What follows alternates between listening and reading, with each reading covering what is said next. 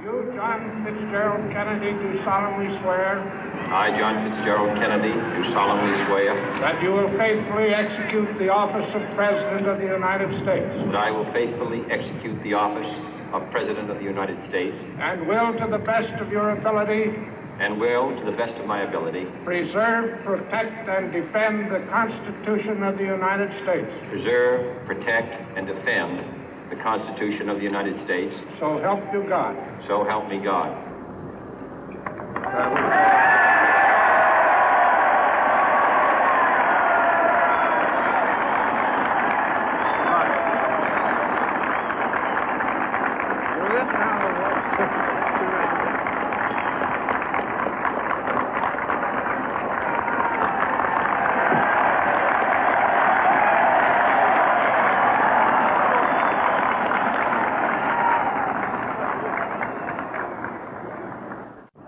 Vice President Johnson, Mr. Speaker, Mr. Chief Justice, President Eisenhower, Vice President Nixon, President Truman, Reverend clergy, fellow citizens.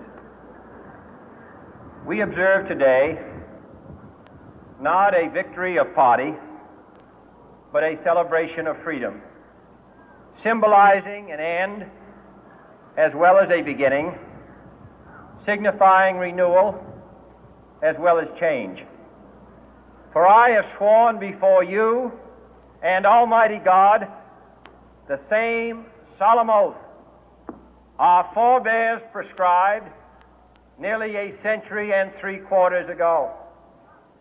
The world is very different now, for man holds in his mortal hands the power to abolish all forms of human poverty and all forms of human life.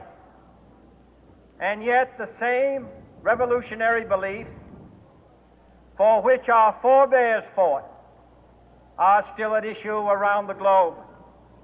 The belief that the rights of man come not from the generosity of the state, but from the hand of God. We dare not forget today that we are the heirs of that first revolution. Let the word go forth from this time and place to friend and foe alike that the torch has been passed to a new generation of Americans born in this century, tempered by war, disciplined by a hard and bitter peace, proud of our ancient heritage, and unwilling to witness or permit the slow undoing of those human rights to which this nation has always been committed and to which we are committed today at home and around the world.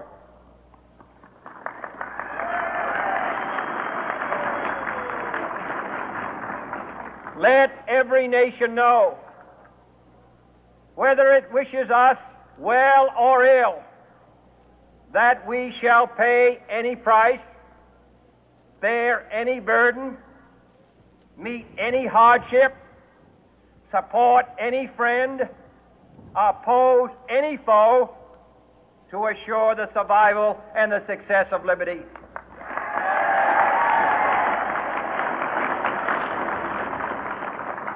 This much we pledge and more. To those old allies whose cultural and spiritual origins we share, we pledge the loyalty of faithful friends. United, there is little we cannot do in a host of cooperative ventures. Divided, there is little we can do, for we dare not meet a powerful challenge at odds and split asunder. To those new states whom we welcome to the ranks of the free, we pledge our word that one form of colonial control shall not have passed away, merely to be replaced by a far more iron tyranny. We shall not always expect to find them supporting our view, but we shall always hope to find them strongly supporting their own freedom, and to remember that in the past, those who foolishly sought power by riding the back of the tiger ended up inside.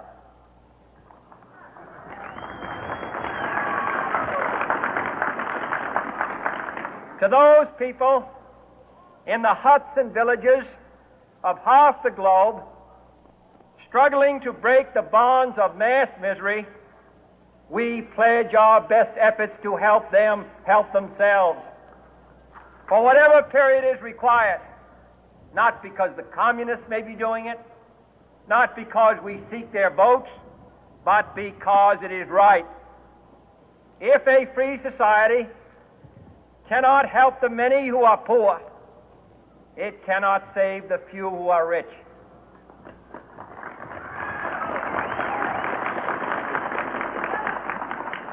To our sister republics south of our border, we offer a special pledge to convert our good words into good deeds, in a new alliance for progress, to assist free men and free governments in casting off the chains of poverty. But this peaceful revolution of hope cannot become the prey of hostile powers. Let all our neighbors know that we shall join with them to oppose aggression or subversion anywhere in the Americas. And let every other power know that this hemisphere intends to remain the master of its own house.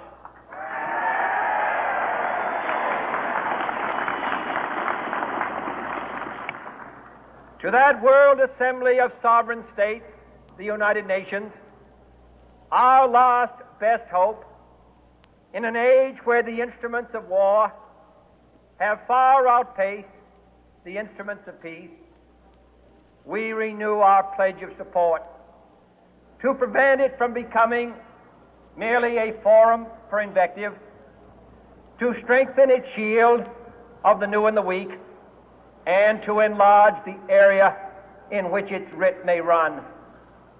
Finally, to those nations who would make themselves our adversary, we offer not a pledge, but a request that both sides begin anew the quest for peace. Before the dark powers of destruction, unleashed by science, engulf all humanity in planned or accidental self-destruction, we dare not tempt them with weakness, for only when our arms are sufficient beyond doubt can we be certain beyond doubt that they will never be employed.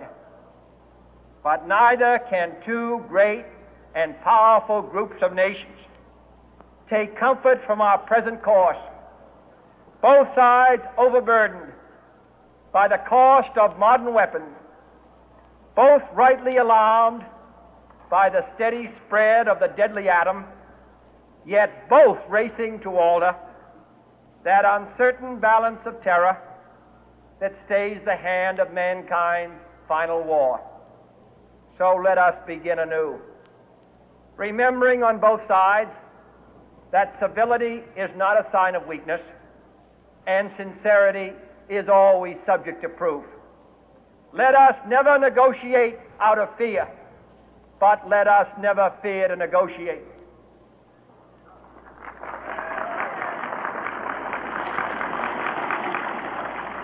Let both sides explore what problems unite us, instead of belaboring those problems which divide us. Let both sides, for the first time, formulate serious and precise proposals for the inspection and control of arms, and bring the absolute power to destroy other nations under the absolute control of all nations.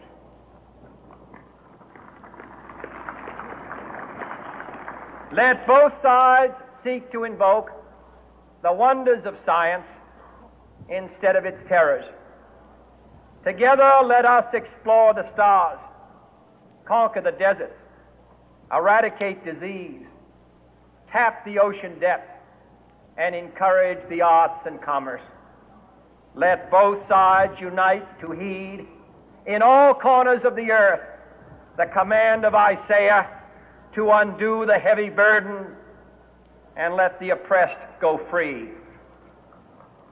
And if a beachhead of cooperation may push back the jungle of suspicion, let both sides join in creating a new endeavor, not a new balance of power, but a new world of law, where the strong are just and the weak secure and the peace preserved. All this will not be finished in the first 100 days, nor will it be finished in the first 1,000 days, nor in the life of this administration, nor even perhaps in our lifetime on this planet. But let us begin.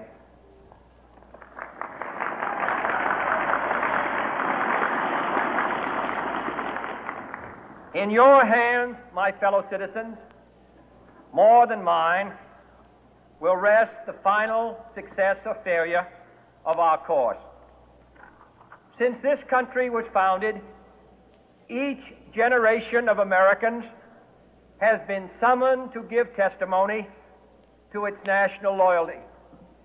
The graves of young Americans who answered the call to service surround the globe. Now the trumpet summons us again, not as a call to bear arms, though arms we need, not as a call to battle, though in battle we are, but a call to bear the burden of a long twilight struggle, year in and year out, rejoicing in hope, patient in tribulation, a struggle against the common enemies of man, tyranny, poverty, disease, and war itself. Can we forge against these enemies a grand and global alliance, north and south, east and west, that can assure a more fruitful life for all mankind? Will you join in that historic effort?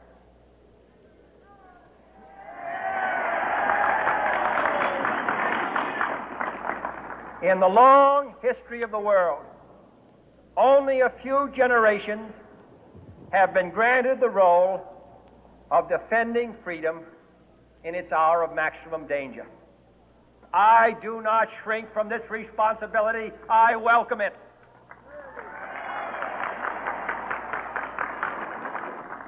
I do not believe that any of us would exchange places with any other people or any other generation. The energy, the faith, the devotion which we bring to this endeavor will light our country and all who serve it. And the glow from that fire can truly light the world. And so, my fellow Americans, ask not what your country can do for you. Ask what you can do for your country.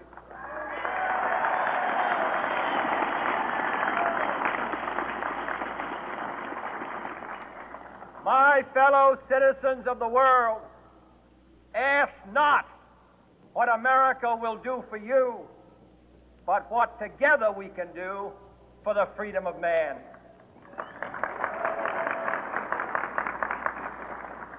Finally, whether you are citizens of America or citizens of the world, ask of us here the same high standards of strength and sacrifice which we ask of you.